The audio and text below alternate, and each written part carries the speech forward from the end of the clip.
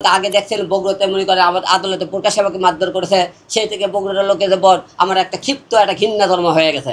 কারণ যে জায়গা হিরো আলম বগুড়ার জন্ম, সেই বগুড়ার মাটিতে তাদের জন্য এত কিছু করলাম, সেই বগুড়ার মাটিতে হিরো আলমের উপর মারধর করেছে, তাতে অবশ্যই বগুড়া মানতে অবশ্যই আমার ক্ষিপ্ত একটা ঘৃণা আছে। তার মানে কি বগুড়া থেকে আপনি কখনো নির্বাচন করবেন না?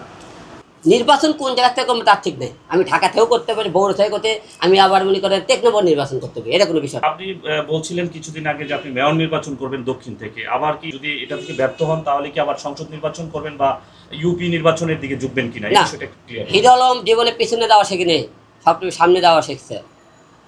যেহেতু এমপি নির্বাচন করছে অবশ্যই পিছনে দেওয়া শেখেনি, তার সামনের দিকে যাওয়ার চিন্তা ভাবনা করবো। অবশ্যই মেয়র নির্বাচন করব, অবশ্যই মন্ত্রী করব, ভবিষ্যতে ভালো কিছু করার চিন্তা আছে। কিন্তু হিরো আলম পিছিয়ে যাওয়ার শেখেনি জীবনে, সামনে এগিয়ে যাওয়ার শিখতে। নির্বাচন করলে হিরো আলম বড় ধরনের করে নির্বাচন করবে, টেনশন করবে না। সম্প্রতি একটা ভিডিওতে দেখা গেছে ঢাকা উত্তরের আহ্বায়ক, বিএনপি আহ্বায়ক আমিনুল হক আপনাকে একটা মেনশন করে কথা বলেছে যে ট্রাম্পকে ভোট দিলে বাংলাদেশে হিরো আলম যাবে সংসদে। এই বিষয়টা আপনার কিভাবে দেখেন? ভালো কথা তো। তা আপনারা মনে করেন নির্বাচনের একটা লোক যদি ভোটের দাঁড়ায়, তারা প্রতিদ্বন্দ্বিতা প্রার্থী খারাপ ভালো নেগেটিভ পজিটিভ গবেষক অনেকেই আমাকে নিয়ে মন্তব্য করতেই পারে। আমাকে কারণ হিরো আলমকে অনেকে ভাবে, এই জন্য তাদেরকে সাধুবাদ জানায় যে আপনারা ভাবতেছেন হিরো আলমের ভালো কিছু হতে পারে, আবার হিরো আলম আসলে খারাপ কিছু হতে পারে। তাই মন্তব্য করা ভালো, যত মন্তব্য করবে সে তো আমি সামনের দিকে এগিয়ে যাবো। কি মনে হয় এই প্রতিবাদের পরে আপনার উপরে কোনো মানে ধরনের পদক্ষেপ বা কেউ আপনার উপর আক্রমণ করবে কিনা? আক্রমণ হতে পারে, সত্যর পথে কথা বলে যে কোনো লোক আওয়ামী লীগ কোন বিএনপি কোন আমার উপর আক্রমণ করতে পারে, এমন সময় গালিগালাজ করতে পারে। এইসব আক্রমণে ভাবি না, কারণ আক্রমণের শিকার অনেকবার হয়েছে, অনেকবার মার খেয়েছি, অনেকবার মনে করে আল্লাহ পাক আমার জীবনটা বেঁচে রাখছে। তো অবশ্যই এইরকম যদি মনে করে সত্যর পথে মনে করি আক্রমণের শিকার হই, যদি মৃত্যু হয় আমার, তাও কোনো সমস্যা নেই।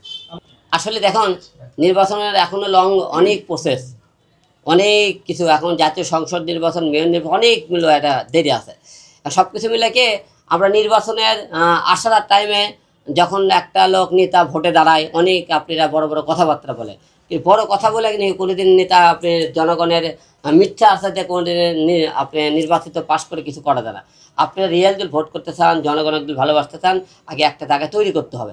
এখন সেই হিসেবে আমার আওয়ামী লীগের আমলে নির্বাচন করে আমরা অত্যাচার মার খেয়েছি, এবং বিএনপি টাইমে নির্বাচন করে দেখতে হবে, এমন এমন জায়গায় নির্বাচন করে দেখতে হবে সেই যা ঝুঁকিপূর্ণ জায়গাগুলো, সেগুলো আমার উপর তারা অত্যাচার হুমকি এরকম শিকার হয় কিনা।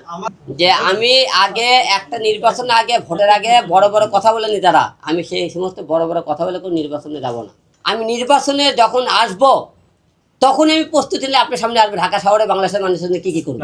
ইচ্ছাকে আমরা ভোটের আগে দেখছি অনেক জায়গা নেতারা বলে ভাই আপনি নির্বাচনে হলে কী কী করবেন, কেউ হয় আমরা স্কুল করে দেবো, কেউ কয় মাদ্রাসা করে দেবো, কেউ কয় ইতিমখানা করে দেবো। ভোটে পাস করার পরে কোনো নেতার কোনো খোঁজখবর থাকে না।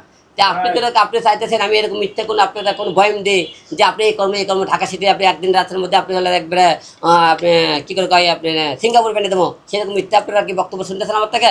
কোনো মিথ্যা বক্তব্য হবে না। যখন নির্বাচন হবে সকালে আপনার এই সমস্ত নিয়ে কথা হবে। অনেকেই নতুন দল গঠন করে তাদের মানে রেজিস্ট্রেশন করে নিচ্ছে, তো সেক্ষেত্রে আপনি যেহেতু আপনার একটা বড় ফ্যান বেজ আছে, আপনি কি দল গঠন করার চিন্তা ভাবনা করতেছেন? না, এই মুহূর্তে দলটার কোনো চিন্তা ভাবনা নাই। আমরা ভবিষ্যতে চিন্তা ভাবনা করবো দেশের যে পরিস্থিতি, এই দেশের পরিস্থিতি থেকে আমি নিজেকে গুটিয়ে নিয়েছিলাম যে না, যখন চিন্তা ভাবনা করে না অন্যায়ের প্রতিবাদ না করে করে দেশের অনেক জায়গা আমাদেরকে অনেকে বলে হিরো আলম সুবিধাবাদী, তার নিজের মনে করেন স্বার্থ অনুযায়ী সে এখন জনগণের পিছ থেকে চলে যাইতেছে, মানুষের কথা বলতেছে না, সে নিজের স্বার্থ নিয়ে চলাবার কথা। আমি সুবিধাবাদী হতে চাই না। অবশ্যই জনগণের জন্য পাশে ছিল হিরো আলম, আগে ছিল এখনও ছিল। নির্বাচন করলেও হিরো আলম মানুষের পাশে থাকবে, নির্বাচন না করলে মানুষের পাশে থাকবে ইনশাল্লাহ সব টাইমে।